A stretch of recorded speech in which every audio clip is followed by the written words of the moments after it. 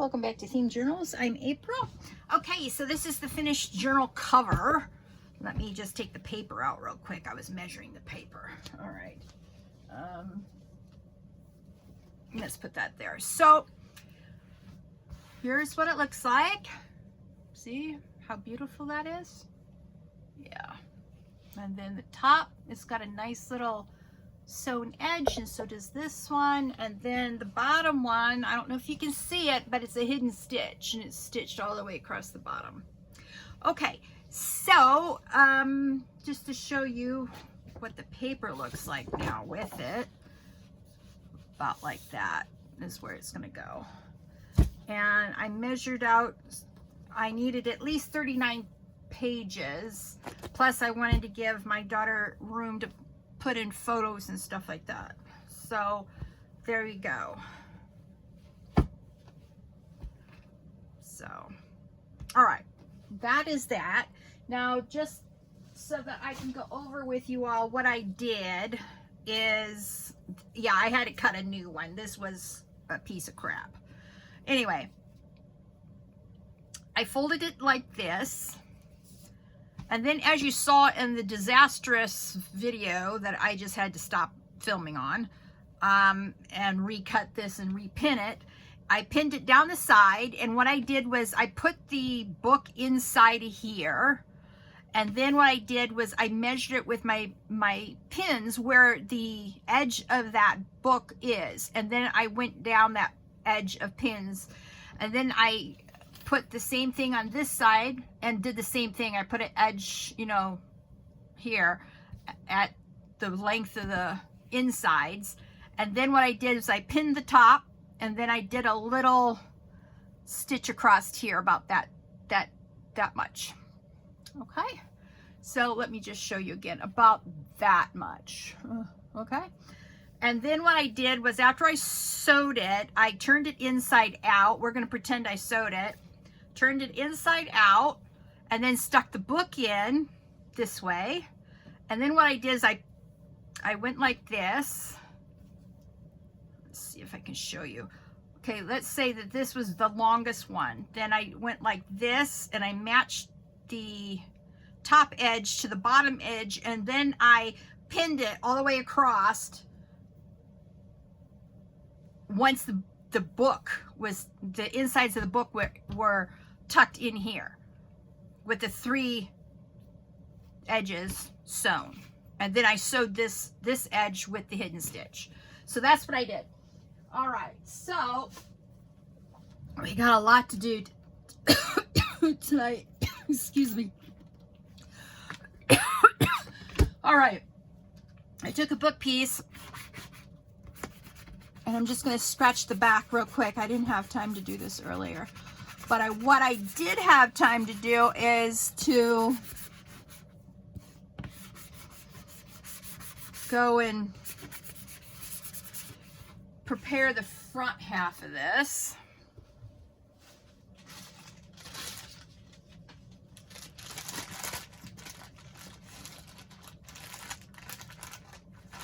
All right.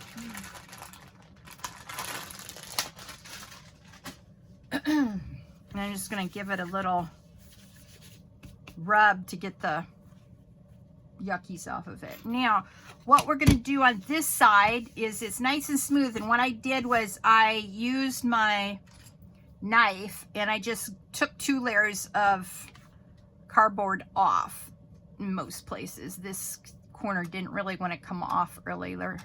Let's see if we can get it now. If not, we'll just quickly, and we'll just call it done. Okay, so what I'm going to do now is, I've got silver gilding polish, and I'm going to get a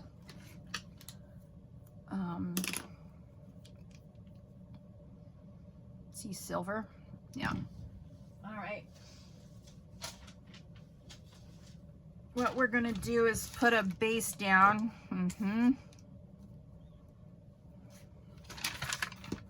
All right, now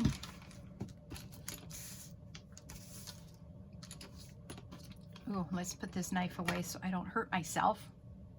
Because yeah, that's exactly what I would do. I would hurt myself because I'm just a klutz. All right, so always push from the bottom.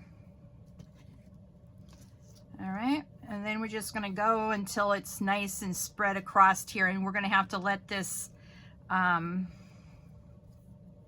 dry before we can. Now for the gilding paste,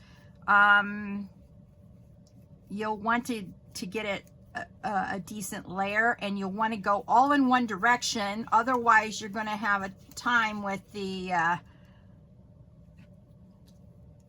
thickness of it, and it'll look silly going in 2 different, 3 different, 4 different directions. So let's see here. Hopefully you can see that. Ugh. All right. And you just keep on going over it and over it until you're satisfied with the thickness and the strokes. It doesn't dry so fast that it will make it so that you can't fix something that you want. And remember, you're working with porous cardboard, and you'll want to definitely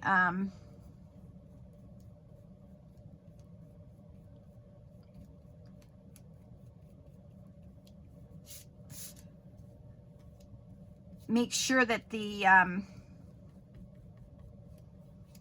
gilding paste is in these little divots. I don't know if you can see that, but I'm going to put that on my, there we go. And you just want to push it into the divots of the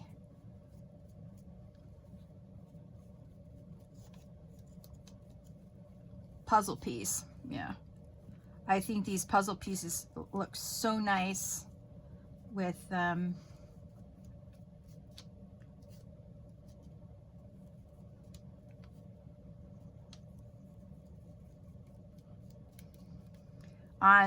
for a journal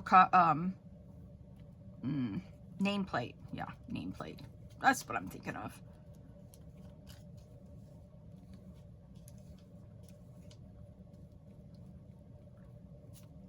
But you can start to see that on this side it looks pretty good. You just have to keep on mashing it in until you've got the consistency that you want for your nameplate. I'm just going to leave that until last because I'm hanging on to it.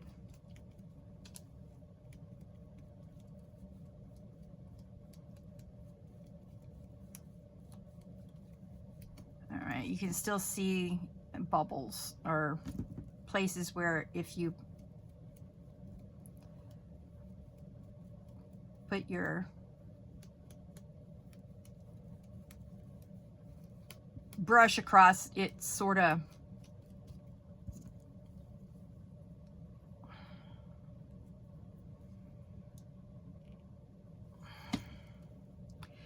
leaves, the only thing I can call them is divots in the cardboard where you're brushing it over. It's the only thing that makes sense to me. If you know what those little, I don't know if they're called bubbles, but it's where the cardboard is rough. Yeah.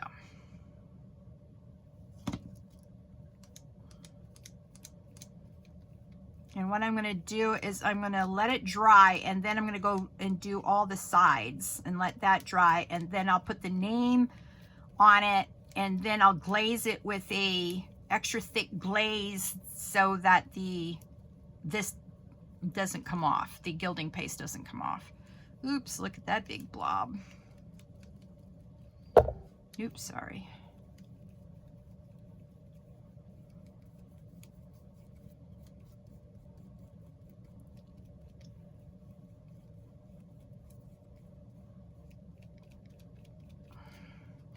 The last big project I have to do for tonight is to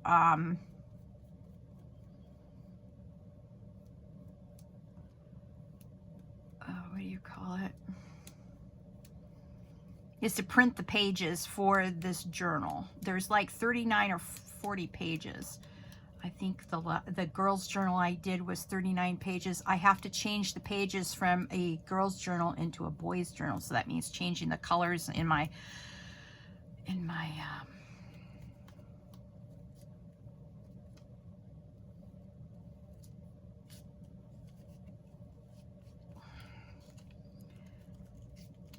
Photoshop file. There we go. April finally found her big girl words. Ugh. Ugh.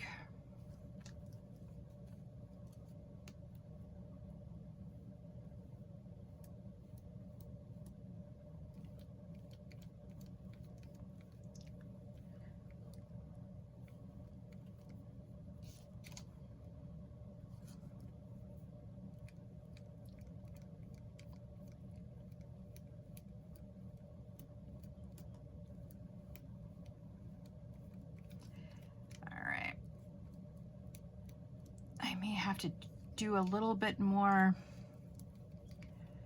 painting over it once it dries, and we'll see how the cardboard reacts to the gilding paste.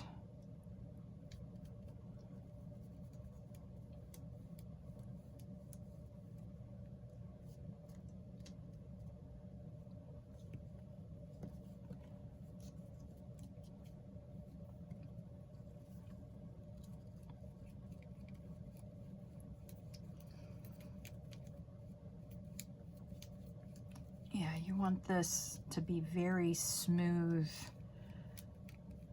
Now, if you don't mind the divots, you can do a thin layer. I like the thicker layer. That's why it's got to dry, and then I've got to put the name, my grandson's name on it, and then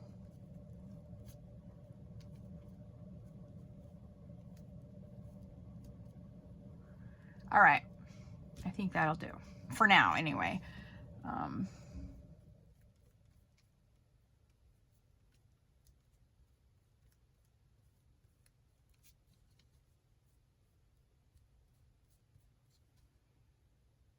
Just a little bit more. There we go.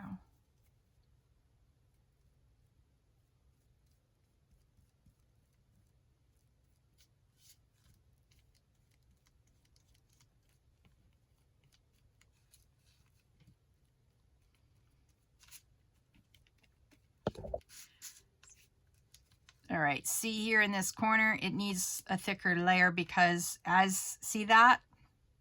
That's the cardboard coming up.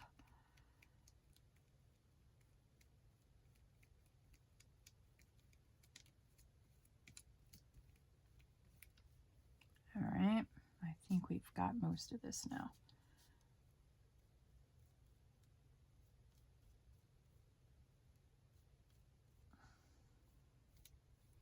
And you can see that there's no brush marks. There's very few brush marks on this, I should say.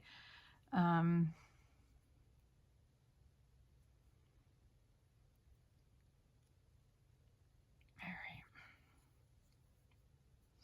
See if there's any more little spots that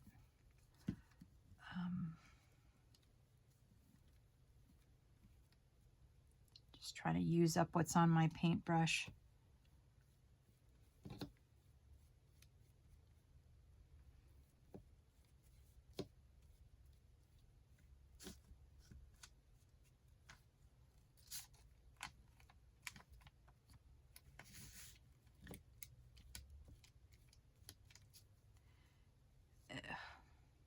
All right, let's get more off the paintbrush. I see a few weird spots that need a little bit more.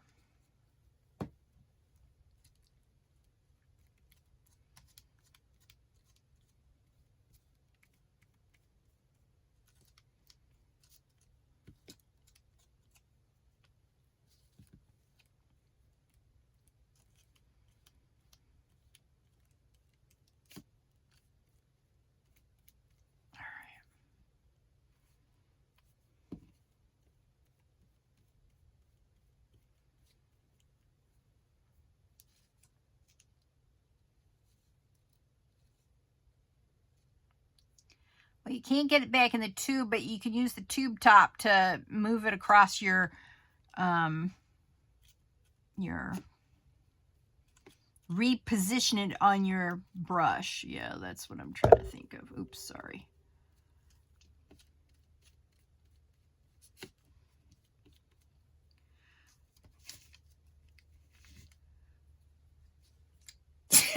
Oh, excuse me.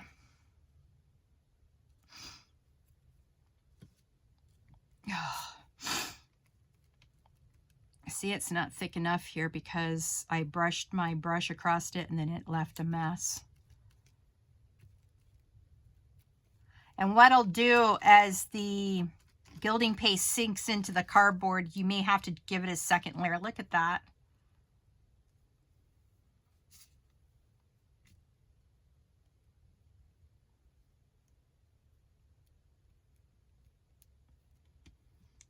Yeah, definitely needs a little bit more.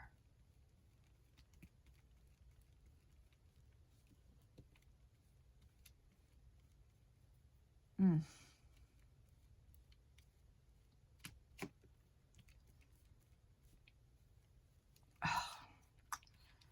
Ugh.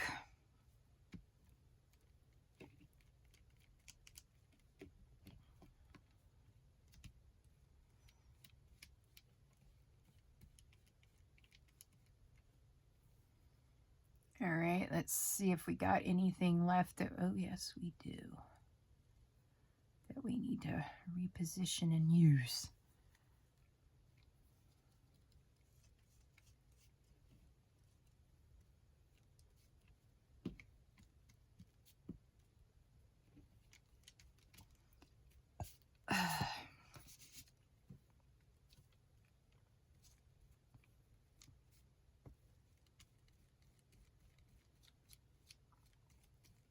All right, a little bit more.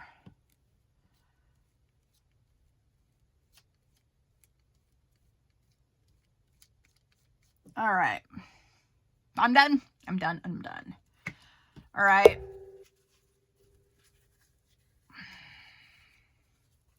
This will keep my brush anyway until I can get it to some water to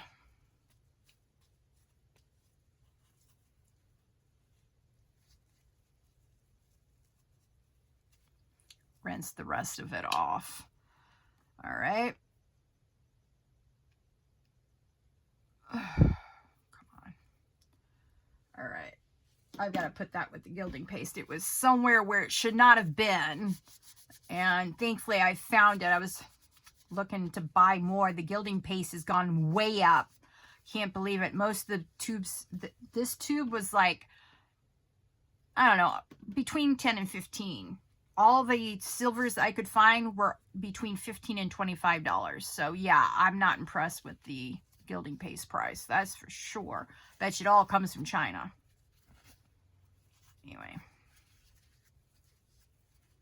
Let's see if where this one's made. It doesn't say.